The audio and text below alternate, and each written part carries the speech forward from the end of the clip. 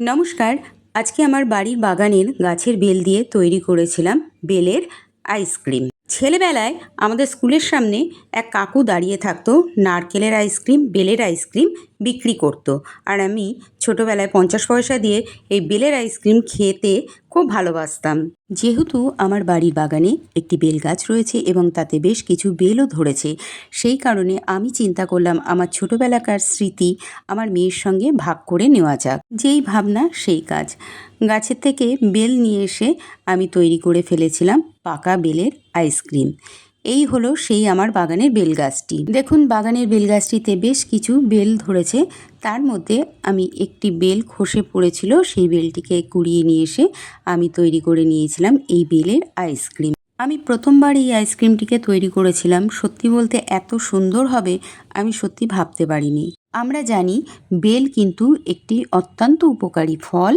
বেলের শরবত অথবা বেল দিয়ে যে কোনো জিনিস খাওয়া অত্যন্ত উপকারী। এই হলো আমার বাগানের সেই গাছ পাকা বেল, যে বেলটি দিয়ে আমি আইসক্রিমটিকে তৈরি করেছিলাম।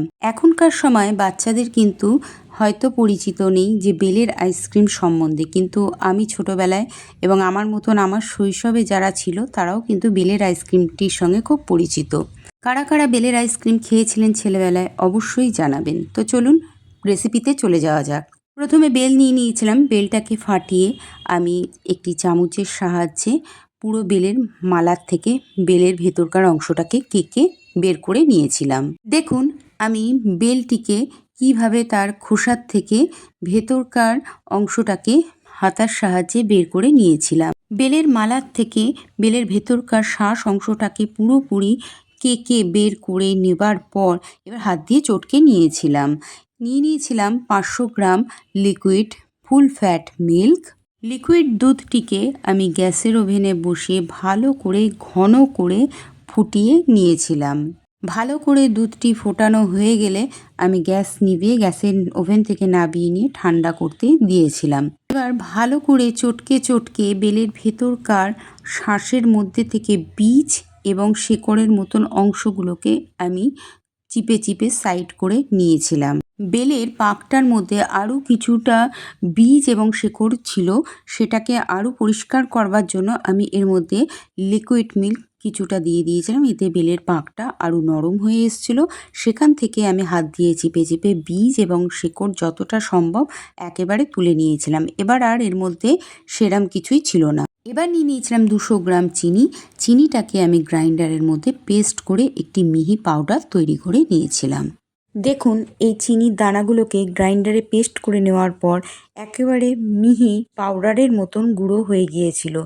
এবার এই পাউডার চিনিটাকে আমি এই বেলের পাকের মধ্যে দিয়ে দিয়েছিলাম। এবার আইসক্রিমে দেওয়ার প্রধান উপকরণটি হচ্ছে ফ্রেশ ক্রিম। সেটি আমি 1 কাপ মতো আন্দাজ মতন নিয়ে নিয়েছিলাম। আর 1 কাপ মতন নিয়ে নিয়েছিলাম লিকুইড মিল্ক। দুটোকে একসাথে গ্রাইন্ডারেতে একটি ঘোলের পেস্ট তৈরি করে নিয়েছিলাম। দেখুন পেস্টটি পুরো স্মুথ হয়েছে। এই ঘোলটিকে এবার আমি এই বেলের পাকের মধ্যে ঢেলে দিয়েছিলাম। বেলের পাকের মধ্যে এই ঘোলটিকে ঢেলে দেবার পর এবার আমি একটি চামচ নিয়ে চামচটিকে দিয়ে ভালো করে এই বেলের পাকের সাথে ফ্রেশ ক্রিম মেশানো দুধটিকে ভালো করে ঘুটে একটি মিহি পেস্ট তৈরি করে নিয়েছিলাম। আরেকটি উপকরণও আমি এর মধ্যে নিয়ে নিয়েছিলাম, সেটি হলো ভ্যানিলা কাস্টার্ড পাউডার। কাস্টার্ড পাউডারের 1 চামচ গুঁড়ো কাস্টার্ড পাউডার নিয়ে নিয়েছিলাম। 1/2 কাপ মতন লিকুইড ঠান্ডা মিল্কের সঙ্গে কাস্টার্ড পাউডারটিকে একটি চামচের সাহায্যে ঘুটে ভালো করে গুলে নিয়েছিলাম। এবার গোলা কাস্টার্ড পাউডারটিকে গ্যাসের ওভেনে আমি বসিয়ে দিয়েছিলাম। তার মধ্যে 1/2 কাপ মতন লিকুইড দুধ আবার অ্যাড করেছিলাম। এবার গ্যাসের মধ্যে ফুটতে থাকা কাস্টার্ড পাউডার লিকুইডের থেকে কিছুটা লিকুইড আমি একটি কাপের মধ্যে তুলে নিয়েছিলাম। 1/2 কাপ মতন লিকুইড তুলে নিয়েছিলাম। তার মধ্যে 100 গ্রাম আমুলের মিল্ক পাউডার আমি ওই লিকুইড কাস্টার্ড গোলার মধ্যে দিয়ে দিয়েছিলাম। এবার কাস্টার্ডের লিকুইডের সাথে গুঁড়ো মিল্ক পাউডারটিকে একটি চামচের সাহায্যে ভালো করে ঘুটে গুলে নিয়েছিলাম। এবার মিল্ক পাউডারের সাথে গোলা কাস্টার্ডটিকে আমি ফুটতে দেওয়া কাস্টার্ডের ভেতরে ঢেলে দিয়েছিলাম। যে কোনো কাস্টার্ড তৈরি করার সময় একটা কথা অবশ্যই খেয়াল রাখবেন যে কাস্টার্ড যতক্ষণ গ্যাসের ওভেনে বসানো থাকবে ততক্ষণ কিন্তু এই লিকুইডটিকে একটি চামচ বা হাতার সাহায্যে নেড়ে যেতে হবে, তা না হলে কিন্তু এর তলায় লেগে পুড়ে যেতে পারে। গ্যাসে ফুটতে দেওয়া কাস্টার্ডটি কিন্তু চামচের সাহায্যে নাড়তে নাড়তে এক পর্যায়ে পুরো ঘন গ্রেভি হয়ে এসেছিল।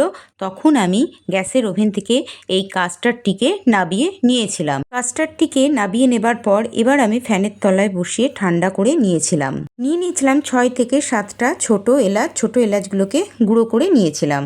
এবার কাস্টার্ডটিকে ঠান্ডা করতে দিয়ে ঠান্ডা প্রায় হয়ে গিয়েছিল, সেই পর্যায়ে আমি গ্রাইন্ডারের বাটির মধ্যে বেলের পাকটাকে ঢেলে দিয়েছিলাম এবং ঠান্ডা করা কাস্টার্ডটাকে ওর ভেতরে ঢেলে দিয়েছিলাম। দুটোকে একসঙ্গে মিশিয়ে চামচ দিয়ে আমি নেড়ে ঘুটে নিয়ে মিশিয়ে নিয়েছিলাম। দেখুন, গ্রাইন্ডারে দিয়ে বেলের পাকটিকে ফেটিয়ে নেবার পর কি সুন্দর একটি স্মুথ ক্রিমের মতন পেস্ট তৈরি হয়ে গিয়েছিল।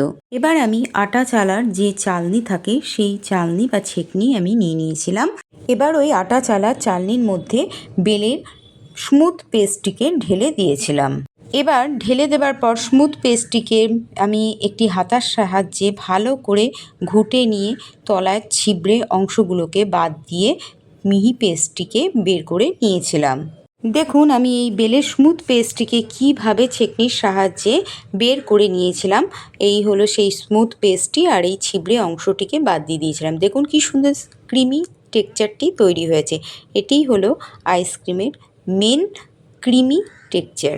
এবার এর মধ্যে আমি এই গুঁড়ো করে রাখা এলাচ গুঁড়োগুলোকে আমি ওই কিছুটা ক্রিমি টেক্সচারের সঙ্গে মিশিয়ে নিয়েছিলাম একটি চামচের সাহায্যে। এবার আমি বেলের লিকুইডের সাথে এলাচ গুঁড়োটাকে মিশিয়ে আমি কিন্তু ছেঁকনির সাহায্যে ছেঁকে নিয়েছিলাম।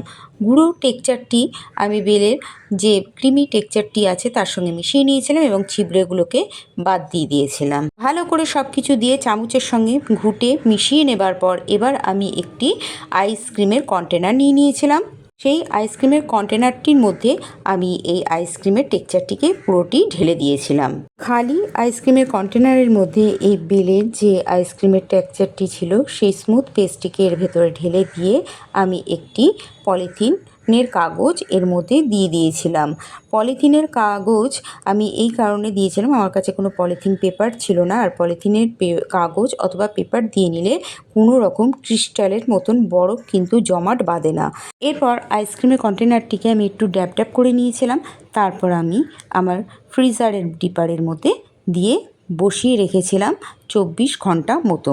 24 ঘন্টা পর আমি এই আইসক্রিম কন্টেনারটাকে বের করে নিয়েছিলাম। দেখুন কি সুন্দর আমার বেলের আইসক্রিম তৈরি হয়ে গেছে।